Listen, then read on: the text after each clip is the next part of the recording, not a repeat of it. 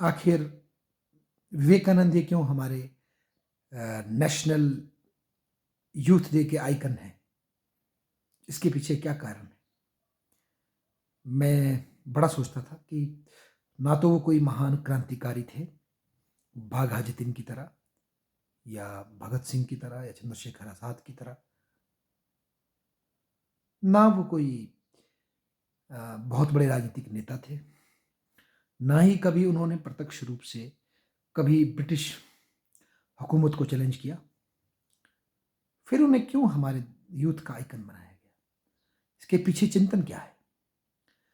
तो मुझे लगता है इसके पीछे चिंतन है कि जो भरत भू है, हमारी भारत की जो ये परम सांस्कृतिक पुण्य भूमि है, इसमें सदैव श्रेष्ठ पुरुष, आध्यात्मिक पुरुष रहा है। कभी भी किसी योद्धा को ही केवल योद्धा होने के आधार पर श्रेष्ठ पुरुष नहीं माना गया। हमारी परंपराओं में श्री राम, लक्ष्मण, अपने कृष्ण यदि श्रेष्ठ पुरुष थे तो वो योद्धा से पहले आध्यात्मिक दृष्टि से सफल थे। इसी तरह से महात्मा बुद्ध को रिस्पेक्ट ज़्यादा मिली, उनकी तुलना में चंद्रगुप्त विक्रमादित्य को उतनी रिस्पेक्ट नहीं मिली, महाराणा प्रताप को उतनी रिस्पेक्ट नहीं मिली जितनी कि आध्यात्मिक पुरुष को मिली। तो इसलिए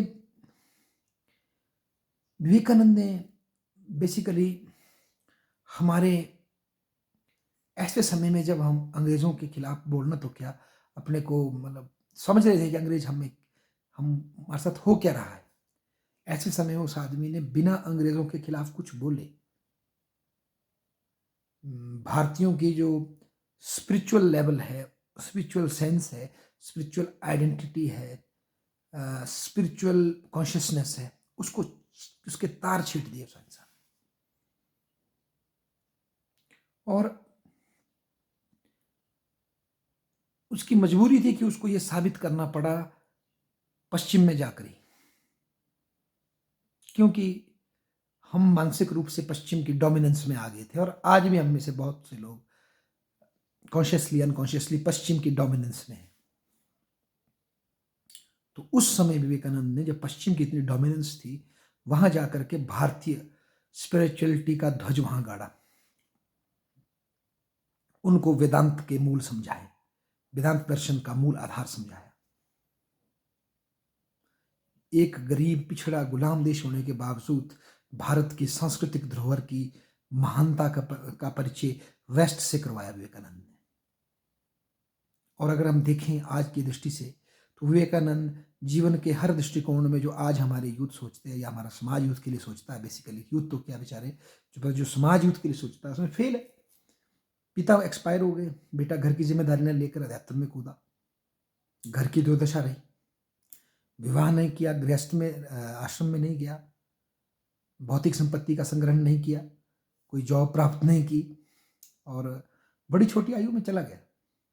तो विवेकानंद तो समाज की दृष्टि से, आज के समाज की दृष्टि से एक असफल पुरुष है, पर तब भी वो हमारे राष्ट्रीय आइकन है, क्योंकि वो हमें दिखाते हैं कि जीवन बड़ा हो या ना हो ये महत्वपूर्ण नहीं है, जीवन महत्वपूर्ण होना चाहिए। ये विवेकानंद ने हमें सिखाया है। उन्होंने हमें ये सिखाया है कि जीवन में जो युवा शक्ति है उसको सबसे पहले अपने आध्यात्मिक बल को पैदा करने की जरूरत है। चाहे आप आर्थिक स्तर पे कामयाब हो ना हो, आप राजनीतिक स्तर पे कामयाब हो ना हो, पर अगर आप आध्यात्मिक चिंतन से अपने को जोड़ सकते हैं तो उससे आपके चरित्र में एक ऐसी सुवास आएगी जो कि पूरे समाज को, पूरे राष्ट्र को जागृत करेगी, उनको समाज के लिए और मानवता की सेवा के लिए प्रेरित करेगी। तो बेसिकली विवेकानंद ने हमारे यूथ्स को इंस्पायर किया, चाहे अरविंदो घोष आए हों बाद में और भी ना जाने कितने, चाहे नेताजी सुभाष चंद्र बोस हों और ना जाने कितने ऐसे युवा होंगे बंगाल में और पूरे भारत में जो विवेकानंद को अपने आइकॉन के रूप में देखते थे। विवेकानंद ने उनको इंस्पिरेशन दी, स्पिरिचुअल कॉन्शियसनेस दी, स्पिरिचुअल पर्पस दिया लाइफ का। ये बहुत बड़ी बात थी, ये विवेकानंद ने किया। इसीलिए विवेकानंद जो है वो हमारे राष्ट्रीय आइकन है। और फिलॉसफी के स्तर पर उन्होंने जो शंकर के आने के बाद और शंकर में ने जो डायरेक्टली इनडायरेक्टली जो नागार्जुन का शून्यवाद और शंकर के विचारों में जो सामंजस्य बैठ गया था, जिससे कि शून्यता का भाव आ गया था कि इस जमीन पर कुछ करने के बजाय हमें स्पिरिचुअली अटेन करना महत्वपूर्ण है, उसको तोड़ते हुए नया वेदांतिज्म दिया। और जिसको उन्होंने ना केवल स्पिरिचुअल अटेनमेंट बल्कि स्पिरिचुअल अटेनमेंट को उन्होंने इस वर्ल्ड से जोड़ दिया कि इस वर्ल्ड में मानव की सेवा करो, उस माध्यम से कर्म मार्ग से अपनी मुक्ति को प्राप्त करो, अपनी स्पिरिचुअल अटेनमेंट को प्राप्त करो। अब हमें जंगल में जाने वाले सन्यासी नहीं चाहिए, अब हमें लोगों के बीच में रह करके कर्मठता से निष्काम भाव से काम करने वाले सन्यासियों की जरूरत है। ये विवेकानंद ने फिर फिलोसफिकल स्तर पे हमें समझाया, न्यू वेदांतिज्म को उसने जन्म दिया। ये अपने आप में बहुत बड़ी बात थी। धन्यवाद।